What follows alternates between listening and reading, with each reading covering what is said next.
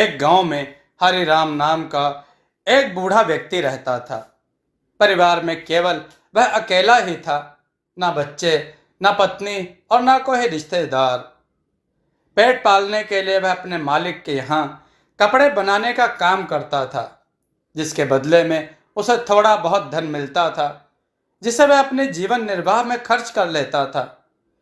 एक दिन हरिराम अपने मालिक को अपने सिले हुए कपड़े दिखाने के लिए जाता है। उसके मालिक को उसके हाथ से सिले हुए कपड़े पसंद नहीं आते। वह गुस्सा होते हुए कहता है, क्यों रे हरिराम, यह साड़ी है या फिर मछली पकड़ने का जाल? इसे तो ग्राहक देखते ही रिजेक्ट कर देंगे। इससे हमारी दुकान पर बहुत गहरा प्रभाव पड़ेगा।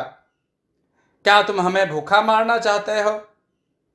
नहीं नहीं मालिक, बूढ़ा हूं, नजर कमजोर हो चुकी है, कुछ सही से दिखाई नहीं देता।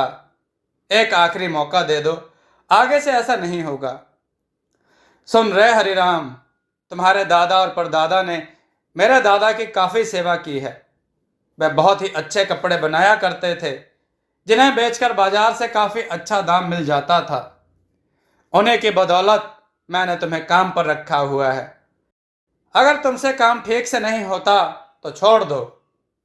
नहीं मालिक, मैं बूढ़ा हूं, इस उम्र में मुझे कोई काम भी नहीं देगा और मुझे कोई दूसरा काम भी नहीं आता। अगर आप मुझे काम से निकाल दोगे तो मैं भूखा मर जाऊंगा।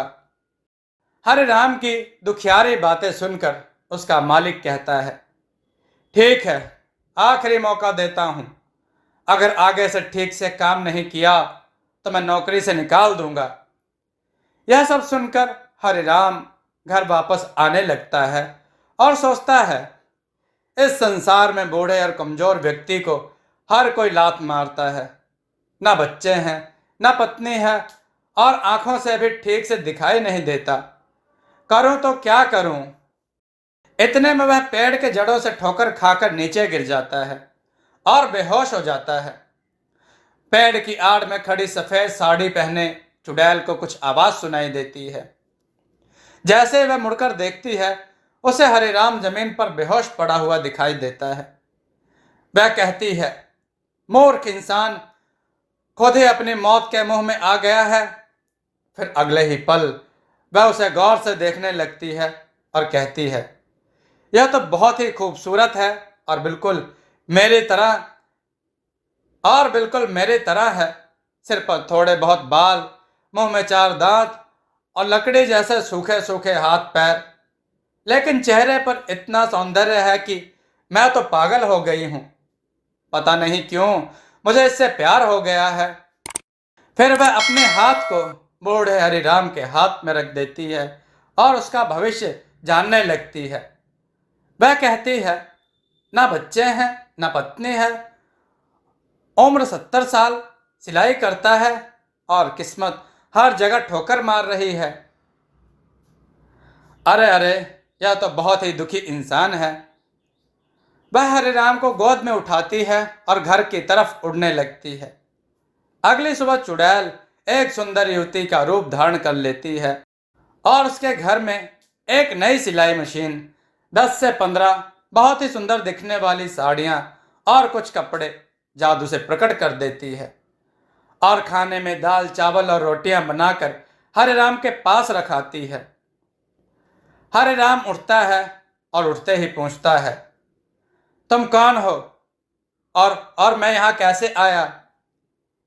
दरअसल आप अपने ही घर पर हो। आप मेरे घर के सामने बेहोश पड़े थे तो मैंने कुछ लोगों से कहकर आपको आपके घर पर छुड़वा दिया। धन्यवाद, मैं आपके इस उपकार को कभी नहीं भूलूंगा। धन्यवाद? यह कैसा? मैं आपकी पड़ोसी हूं और पड़ोसी ही पड़ोसी के काम आता है। युवती खाना खाने को कहकर अपने घर जाने को कहती है। हरिराम उससे कहता है, बारिश हो रही है, ऐसे बारिश में तुम अपने घर कैसे जाओगी? कोई नहीं, मुझे तो इन सब की आदत है। आप खाना खा लो, मैं चली जाऊंगी। इतना कहकर वह युवती वहां से चली जाती है। बूढ़ा हरिराम उठकर सिलाई मशीन और वहां पर रखे नए कपड़ों को देखने लगता है और कहता है, काफी सुंदर कपड़े हैं, इन्हें देखकर तो मालिक खुश हो जाएंगे। फिर हरिराम खाना खाकर सो जाता है और अगली सुबह अपने मालिक को सिले हुए कपड़े दिखाने के लिए जाता है। आ गए हरिराम, आज तो कोई अच्छा कपड़ा सिलकर लाए होगे या नहीं? देखो, अगर इस बार तुमने लापरवाही करी तो तुम अपने लिए कोई नई नौकरी ढूंढ लेना। इतने में हरिराम अपने कपड़ों की पोटली खोल देता है। उसका मालिक एक एक कपड़े को उठाकर देखने लगता है और कहता है, अरे वाह, इतने सुंदर कपड़े, सच में तुमने तो कमाल कर दिया। इन कपड़ों का बाजार में अच्छा दाम मिलेगा और लोग मनचाहे दाम पर इन कपड़ों को लेना चाहेंगे। अरे मुनीम, सुनो, हरिराम को उसकी मेहनत का फल दे दो और नया कपड़ा और धागा भी देना, ताकि हरिराम और भी नए कपड़ों की सिलाई कर सके। यह सुनकर हरिराम काफी खुश होता है और कहता है, धन्यवाद मालिक, अब मैं और अच्छे से काम करूंगा, और पैसे लेकर वहां से चला जाता है। हरिराम के घर आते ही वह देखता है कि दरवाजा खुला हुआ है। वह आवाज लगाता है, कौन है अंदर? तभी वह युवती आवाज देती है, मैं हूं। तुम अंदर कैसे गई? मैं तो बाहर से ताला लगाकर गया था। ताला ही तो लगाकर गए थे, चाबी तो घुमाना ही भूल गए। चतुराई से बातें घुमाकर युवती ने कहा, मैं तुम्हारे लिए दोपहर का खाना बना रही हूं, पहले खाना खा लेना, उसके बाद ही काम पर लगना। देखो, तुम मेरा इतना ध्यान मत रखो, मेरा कोई नहीं है और तुम मेरे लिए इतना परेशान क्यों हो रही हो? कुछ देर बाद हरिराम कहता है, देखो भाग्यवान, मैं तुम्हारे लिए क्या लेकर आया हूं। यह सुनकर भाग्यवती अचानक से बोलती है, क्या क्या? अरे कुछ नहीं, तुम गलत समझना। अरे कुछ नहीं, तुम गलत मत समझना। युवती खाना पका रही होती है और कहती है, अरे नहीं नहीं, कोई बात नहीं। देखो, तुम इतना मन लगाकर मेरा काम कर रही हो और इतना ध्यान रख रही हो, तुम्हारा भी इस दुनिया में कोई नहीं है और मैं भी अकेला ही हूं। क्यों ना हम दोनों शादी कर लें? यह सुनकर युवती खुश हो जाती है और कहती है, हाँ, मैं सहमत हूं, लेकिन मैं अपना चेहरा तुम्हें नहीं दिखा सकती, क्योंकि मैं देखने में बिल्कुल भी सुंदर नहीं हूं। इस बुढ़ापे में देह सौंदर्य का क्या फायदा? हमें एक दूसरे के साथ की जरूरत है, वही हमारे लिए काफी है। लेकिन फिर भी तुम इस तरह चेहरा ढककर कब तक रहोगी? तुम इसे खोल सकती हो।